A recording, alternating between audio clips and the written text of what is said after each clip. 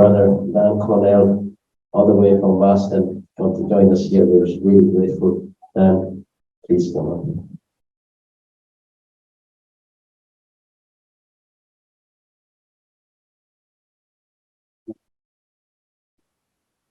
It's been a really long day, and I understand people are getting tired. I will try not to be too long. No, I have to see the slides. And my plan is to disappear from view from the Zoom people, so that all you can edit slides. Okay, so do you know where to start the slideshow? It's not set to go forward automatically. Yeah, great. Okay, good. So I was asked to talk about human rights, repression, conflict, and how the PFDJ survived for 32 years. That could take another hour, and to talk about its effect on the refugees.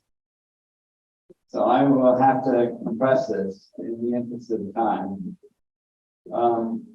But I pulled some of the text from this slideshow from a program that I did for the European Union Asylum Agency, which I am a consultant for on Eritrea issues. And I was there in Malta last month. And I pared it down a bit. So let's just get started. And I'm mixing it with photographs to carry you through my experience and what I've seen of the PFDJ's origins as the EPLF. This just to let you know that I was young once. That's 1977, going in from Tokar into Eritrea along the coast, Tokar, Sudan.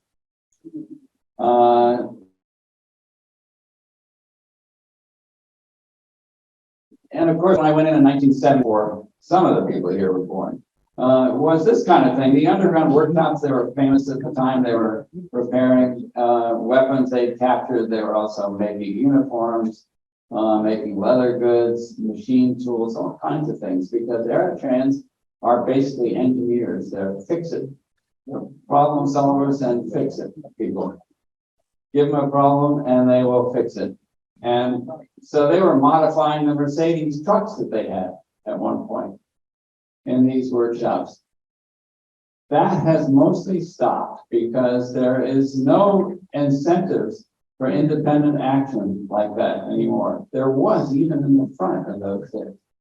The fighters were trained, of course, in the field. They were outstanding fighters. In the beginning, they trained the women separately from the men because they came from such different backgrounds, but then they were to be integrated in units. Keep going. They had barefoot doctors going around, as they're called, teams of paramedics, field trained, who would go around with medicines, doing public health, sanitation, hygiene. They also ran schools. And this is really how the front built its support among the people in those days. The ELF did it, the EPLF did it. They did all kinds of services for people. Their people had an incentive to have the front. Now this also is how they did it. This was the political education with that little orange book. It's produced by the political department. And that was, of course, evidence that there was a party in Eritrea at the time. We didn't know it at first, although I heard about it fairly early. But when I asked people initially, why are you in this struggle? What's it for? I was initially impressed because almost everybody gave the same answers. After a while, it got unsettling, though, because it wasn't just the same concept. It was really the same words. So people were coming up. They were indoctrinated. They weren't educated.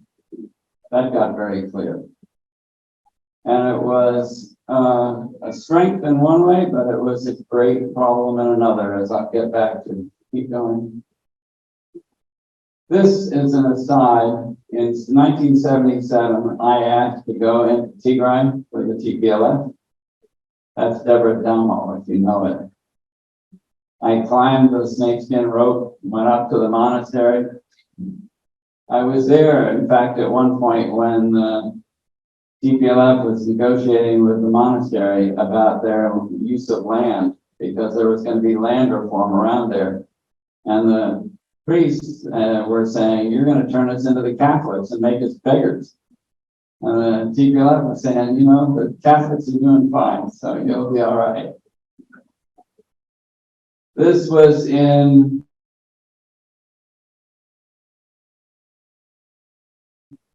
this bunker right behind the lines. Of course, in 1978, everything changed in Eritrea with the introduction of the Soviet Union in a big way.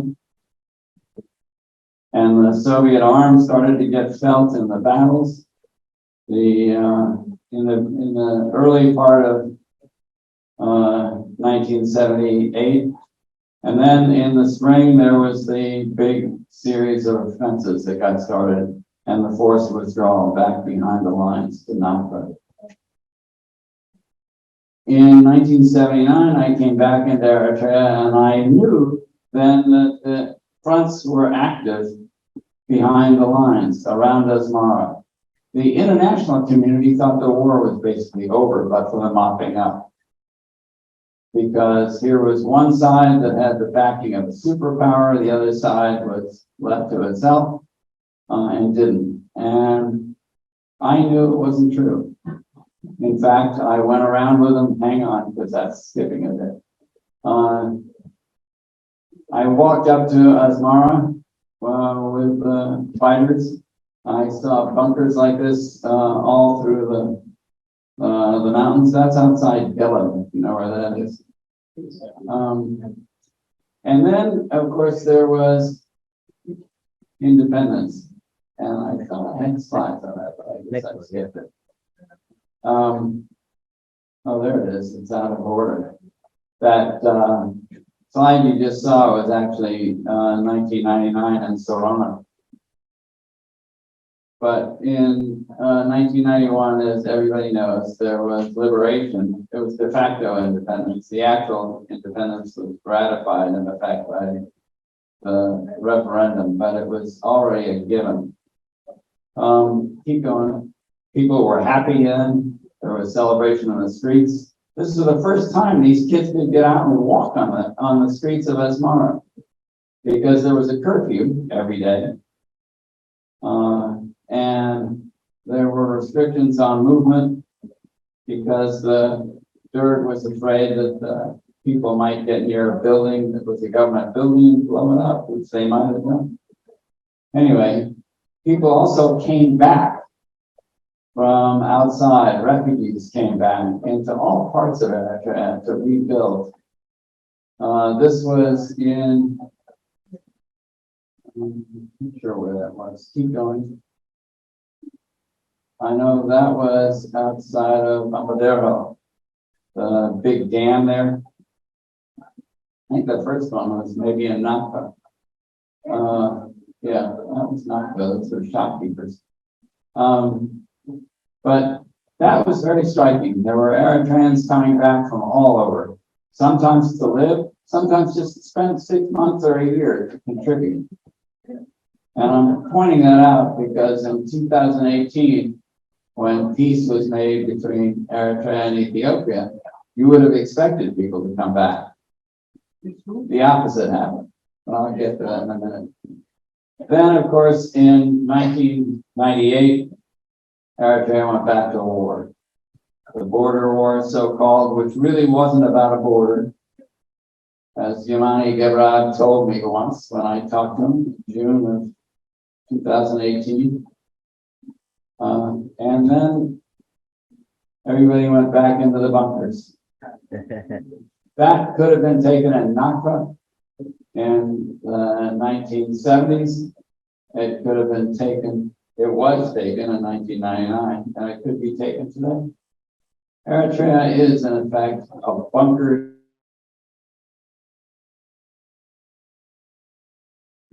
But it's still a base area. It's not a state.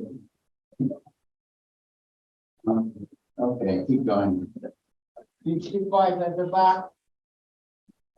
or maybe the kids are great when they're outside. In 2001, of course, the door shut on all discussion. That is actually outside my Kota, but it's like symbolic door on the chance for a liberated Eritrea in the ways that people had envisioned it in the 70s. Okay. So the political repression in Eritrea really starts in 1991, and it starts in a serious way with the effort by the ELF to come back into Eritrea to participate in the reconstruction of the country and being denied the possibility. That was a milestone in itself. It went on through that decade ever so slowly, but gaining momentum until the war with Ethiopia in 98, 2000, it became really a rationale and an excuse for Isaiah to crack down on every bit of sin. Criticism of Isaiah occurred within the front, of course, before that. And in 2000, I began to hear about the issues coming up. And I started talking with Haile Wolvetensai, Guru, about it. And that became the basis for a series of tape recordings with him and 4 others who became key in the G15, which I published as Conversations with Eritrean Political Prisoners. Of course, they weren't political prisoners when I talked to them, because nobody has been allowed to talk to them since they disappeared.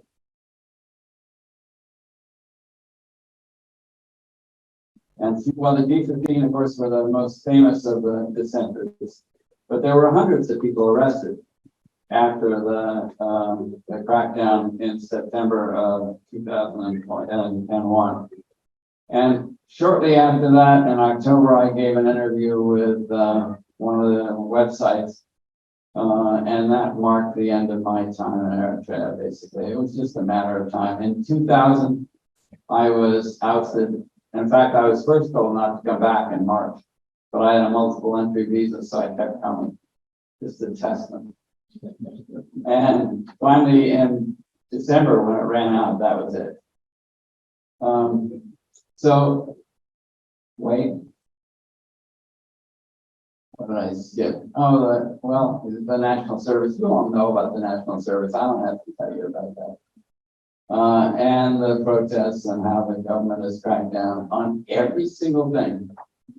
So the political climate of Eritrea actually comes in from that early slide, that picture of the people on the ground having that political discussion. Political education was a phenomenon in all the liberation fronts of that era. It was really part of the culture of liberation struggles. And there was nothing inherently bad in it, but it became a vehicle for building a secret party that operated within the EPLF throughout its existence, basically, from 1971 onward.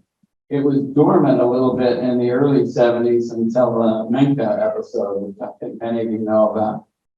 And that really triggered it into action again.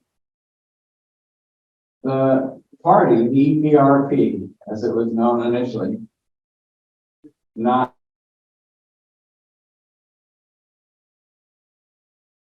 coincidence, they came from the same roots politically. But hang on.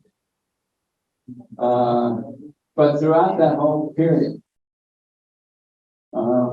it drafted EPLS programs for Congresses. It chose the people who would be elected in the Congress. So there would be an election, but the results were already decided and known. And it managed the front's daily existence. Unbeknownst to many of the fighters who had heard about it maybe, or didn't know about it for sure, until 1989. Wait a minute. If you want to know any more about the party, and I think it's really key to understanding how EPLF works and how PFDJ works today, as I'll continue on to say, I recommend The Conversations with Eritrean Political Prisoners, which is really a book about how it worked, and my effort to get at it. The Colonel Fesai Bata's The Hidden Party, published in 2019, and Mesman Hagos, who has just come out with a new book where he talks about the party finally. He didn't talk about it for a long time. Isaias was at that point in the 70s, certainly, nominally the vice chair of the EPLF, but he was the chair of the party. So he was running things from the get-go. But he disguised it because he was trying to present a face of a multi-confessional movement with a Muslim head of the EPLF and a Christian as the vice chair. He was always the power, though.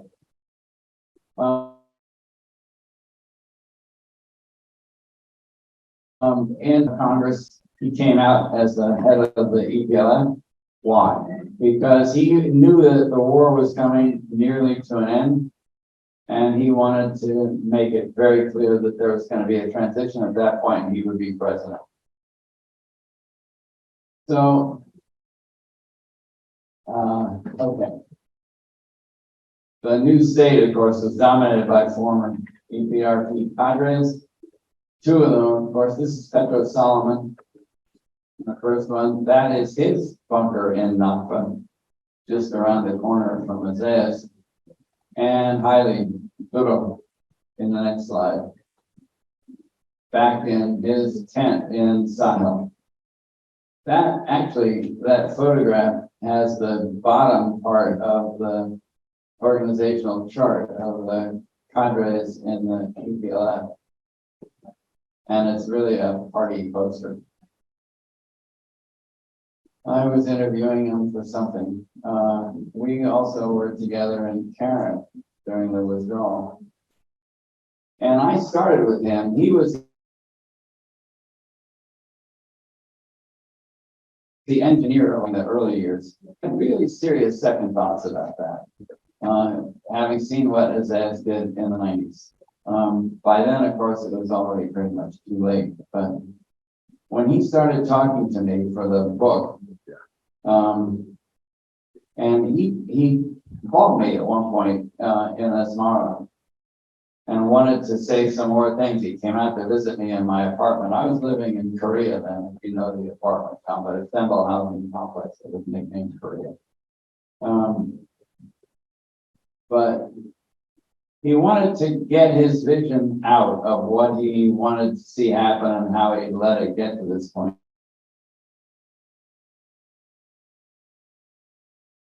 Arrested any day, but he also talked about the situation because he wanted to get the story out. And I think they had the rather naive idea that maybe getting things out into the public press, which they did right up through August, might induce an uprising when they were arrested, which never happened, of course.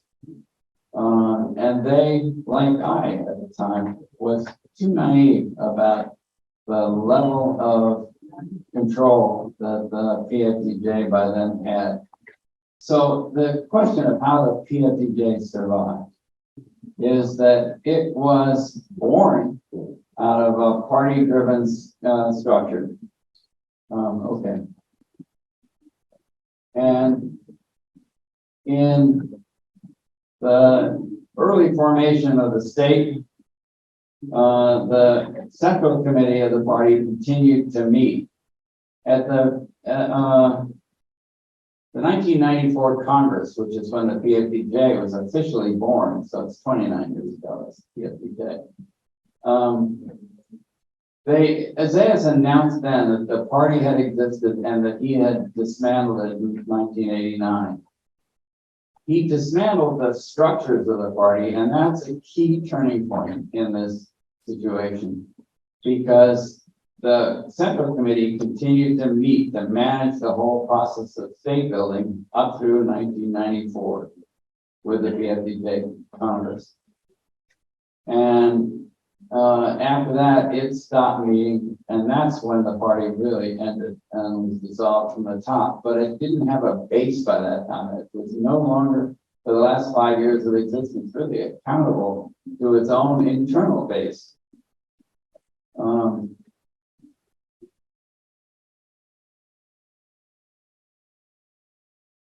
From 1990, of the executive council of the front leading the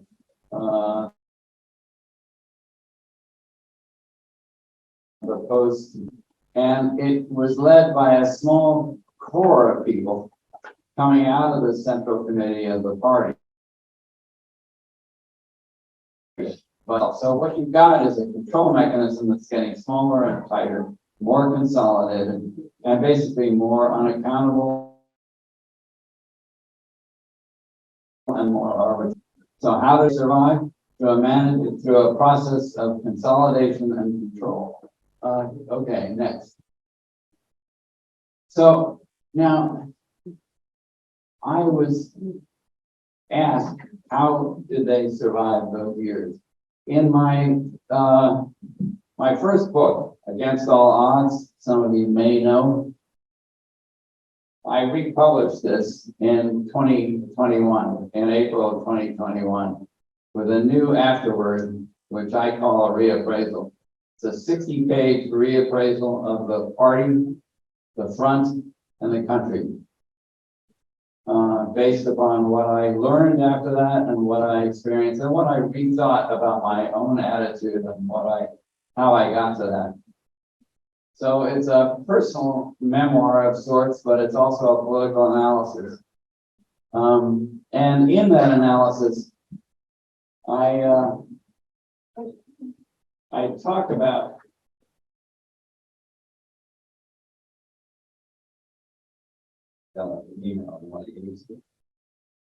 myself.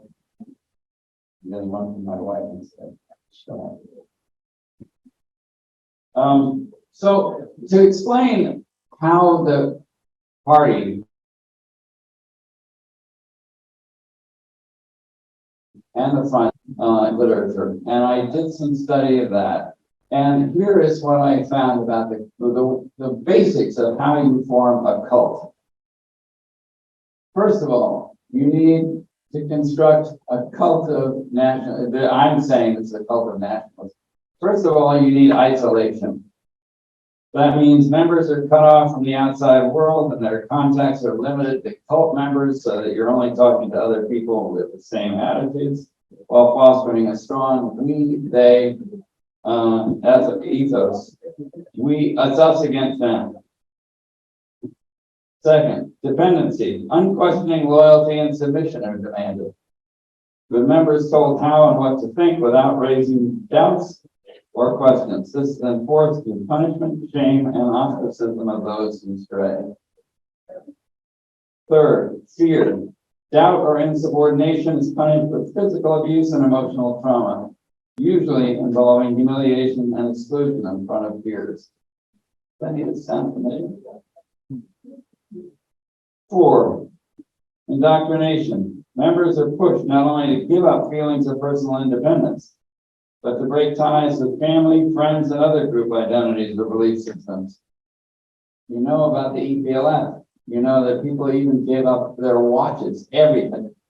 They would go by their villages and they would not go into the village to say hello to their families. They were following the rules of the cult, which is insulation and isolation.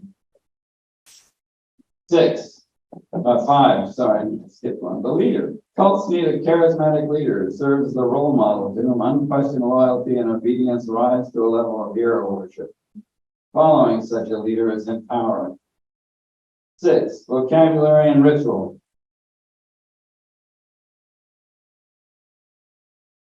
Affirmative cementing of one's primary loyalty to the cult. This is achieved through shared activities and seminars that give the member an all-encompassing worldview. In this case, with Eritrea at its center. 7, defense mechanisms.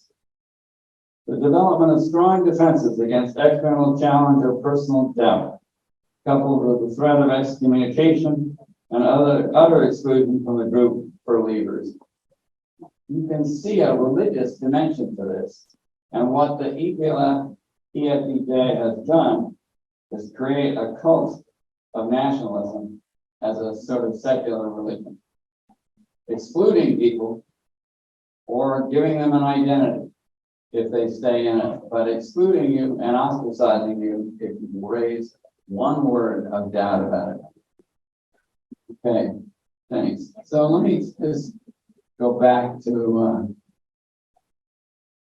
the end here. Well, you know about what's happening in Eritrea. So I mentioned this before. I think Eritrea is really functioning in the ways that it did in the 1970s during the strategic withdrawal. It broke that with that isolation at one point in the summer of 2018 after Abiy and Isaias made a peace pact. You remember all the people crossing the border in September? That was totally spontaneous. That was not planned. Isaias and Abiy were going to have a photo op on the border and then go back to the business as usual. The people opened the border. And it took them 3 months to figure it out and to catch up. I went to that border in the fall in 2018. I went in there, actually. The only time I've been back. It was about 50 meters. I crossed the bridge at Rama, that Bailey Bridge that is out there. Belgium. I think last photograph taken. But that was it. But there were no border guards there at all. All the troops had no appetite for harassing people for leaving or coming. So people were just walking across. I saw cars with little blue stickers on them for Eritrea license plates all over Tigray and Eritrea. I mean, in Ethiopia, but particularly in Tigray, where people were seeing a state that they had been told was backward and in the worst condition than Eritrea, and they found a modern city. How is this possible? Tigrayans, for their part, and the other Ethiopians were going into Ethiopia and Eritrea, and seeing a state that had really stagnated for a decade or two and hadn't changed much at all. And they couldn't believe it. What happened? The border got closed because Isaias couldn't tolerate that. It wasn't because of the economic issues. It was really because opening the border with those different systems showed people in very visceral terms what the differences were. And that was more undermining to Isaias than anything else that had happened. So they shut the border again in January. So let's go on and look at what happened to the refugees. Okay, keep going. That's just a transition. So this is a shot, really, I took from a wall behind the registration desk in a little center outside of Chiraro, where refugees who had come in through Badme and that area were being processed initially. They were first interviewed. They were being told that this was their arch enemy and they should be afraid of going into Ethiopia. Basically, you're in a friendly country. This is just some quick shots of what the refugee camps look like. And I went to these camps repeatedly through the 2000s. So in 2012, I started going back to the camps. I was then teaching at Simmons University in Boston, and they funded me to travel. In 2014, I retired from Simmons, and I took a job with the Foreign Ministry of Norway as a consultant for them on refugees initially, and then peace and security. I worked for the Center for the section on peace and reconciliation. And I started going to different countries. I went to 19 in the end. But I went back to Ethiopia repeatedly. This is Shemelba. This is the oldest of the existing camps up until 2021, or 2020 actually. And it looks more like a village than a refugee camp. Next. Mayani. That was south of Shire on the Gondar Road. You see the kids walking around. There are a lot of younger people there. Mostly Tigrinya speaking national service evaders or deserters. So keep going. Yeah, you know, you see in the water pump in the morning, the people out there, they're all fairly young. The average age there was probably in the low 20s or high teens. And there are many of them Asmarinos. This is Adi Harush. No, I'm sorry, this is Hitzat in the west of Shimalba.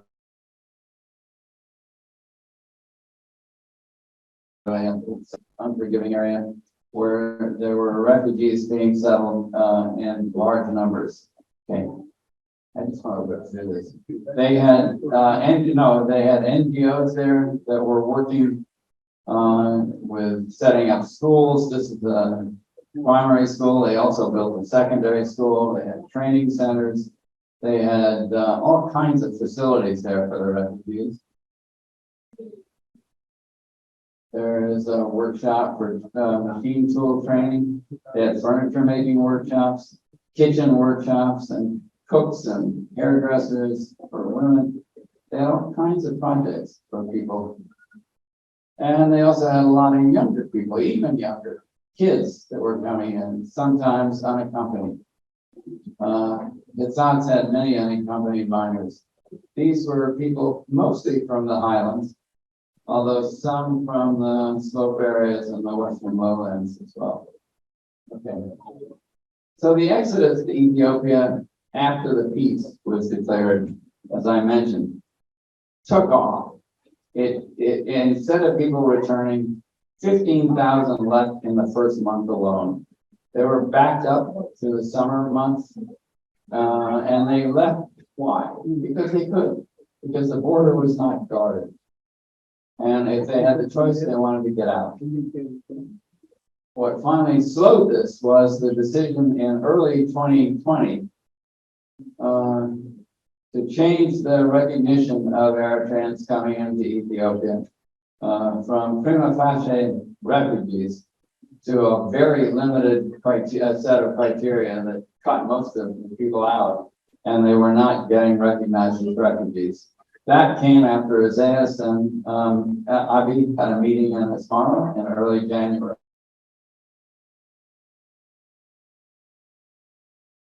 And laid on Abiy for continuing the process of negotiating over other issues. They were talking about trade and access to Assad at the time.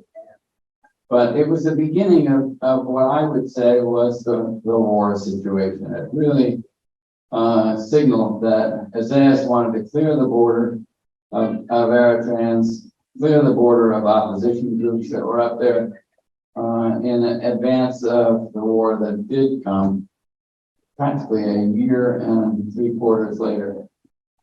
But it was a step-by-step process. The guy is a strategist. He is a long-term player. He is always thinking ahead several moves. So when he does something like this, there's a reason. He wanted the refugee camps closed, and at first the government announced they were going to close his hots, and then there was resistance and they didn't right away. But almost as soon as the war started in November of 2020, of course, Eritrean divisions poured into Ethiopia. They were right near the border and ready to go when the war started. It did not start in November when the TPLF went into the headquarters. It was really started, I could go back into 2019 and talk about what was going on inside. But it wasn't, that was no longer more the cause of the Tigray Civil War than Badme was the cause of the war in Eritrea. It was an excuse, a spark really, that came because the tinder was all there for a fire, and all it took was the match. But it's a much longer discussion. Right away, they came in and destroyed Shemelba and its sides. driving 25,000 refugees who were much fewer than there had been, but that was what were left out of the camps. Some fled to the bush, some went back to Eritrea. Most of those who went back were forced into it, or coerced, I should say. And some were taken out and shot immediately because they were identified as being members of opposition organizations by agents who had been inside the camps in advance. Because that's also the way PFDK works. Every neighbor is suspect. So everybody is afraid. Fear is a key way that front has kept its power all these years, even though the front is really no longer a party. I should say parenthetically that everybody knows this, but PFDK hasn't even had a second Congress. What kind of party is that? Since 1994. Keep going. Let's see, the refugees. Okay, sorry, did I skip over the Eritreans?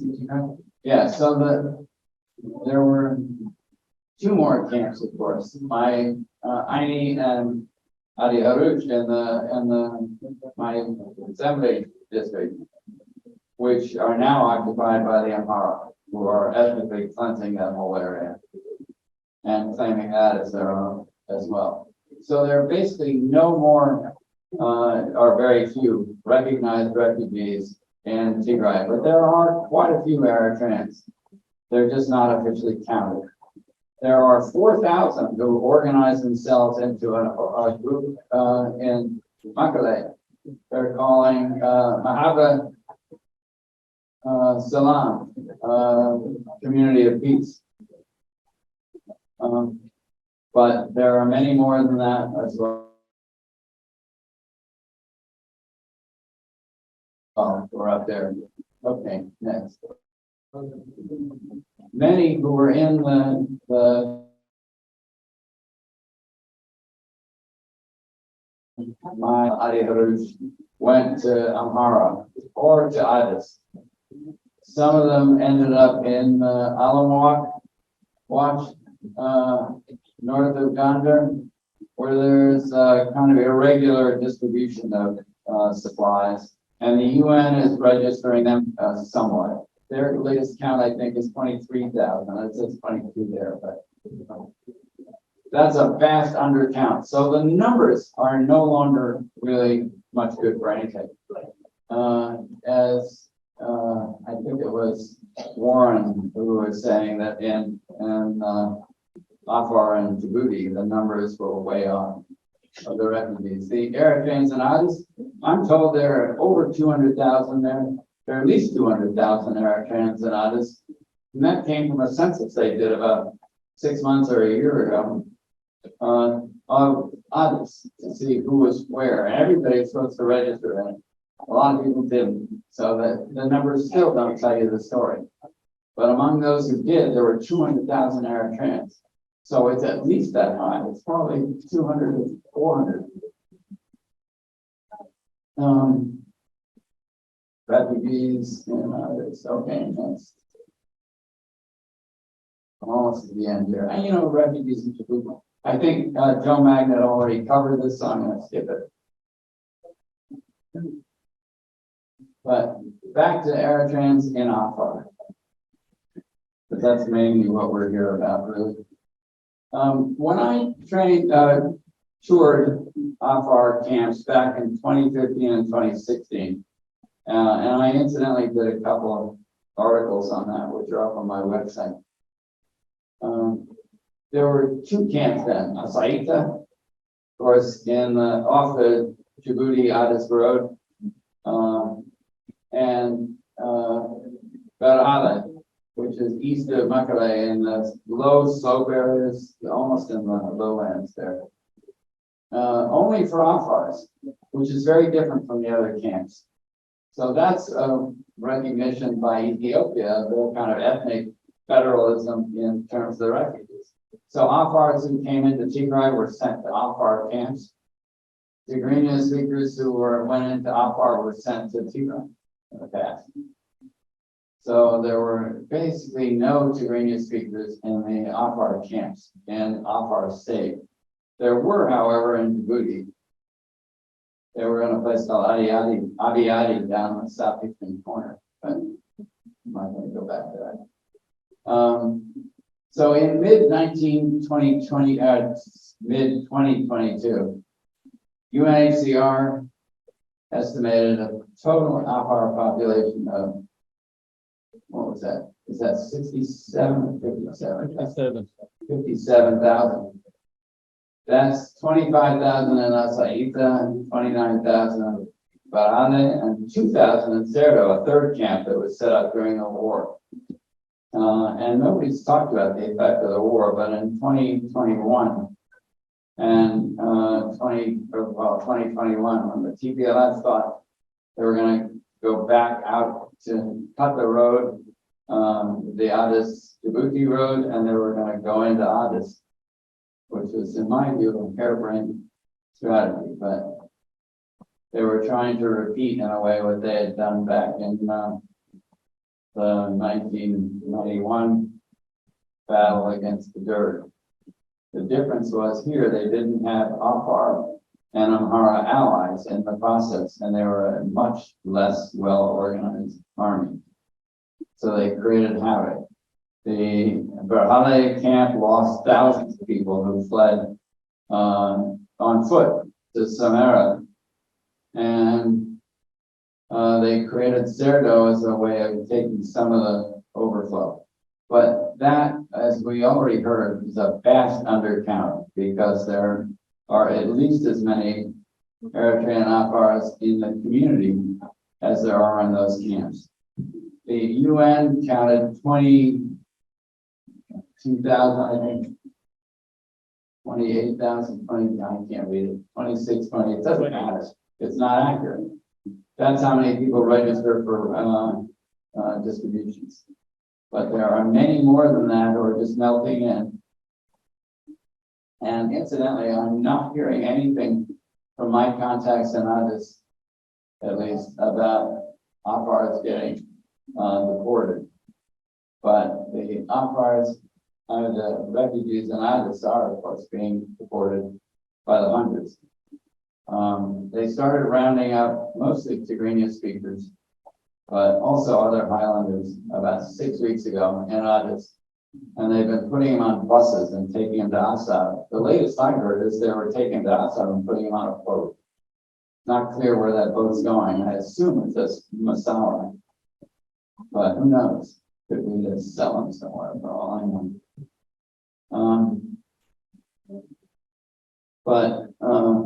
The Afar situation is so different because of the interrelationships among the people. So they are not being deported.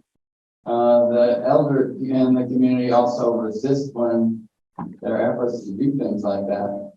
So that people at least have that level of support in terms of security situation. But they're desperately in need because the UN is terribly underfunded. Now, it's immediately obvious how bad off the camp refugees are compared to those in Tigray when you visit the camps, as I did in 2015 and 16 twice. So I want to show you just to end a few slides of that. This is Berhale. You know, it's got some permanent structures, so it looks a bit better than the Asaita, which we'll see in a second. But get closer, and okay, you see a lot of poverty there. There is very little also in the way of activity, or was, because the international NGOs are not there. Why? Because these camps aren't producing refugees who go to Europe. And that's a lot of what the Europeans are doing there. They're not doing humanitarian work only. They're doing a kind of preventive effort to keep refugees out of Europe by strengthening the programs in the camps. This, of course, is an animal shelter. let's go on. Here's the trip I made to a site that in a broken down Land Rover or Land Cruiser, I guess, that the windows wouldn't close in.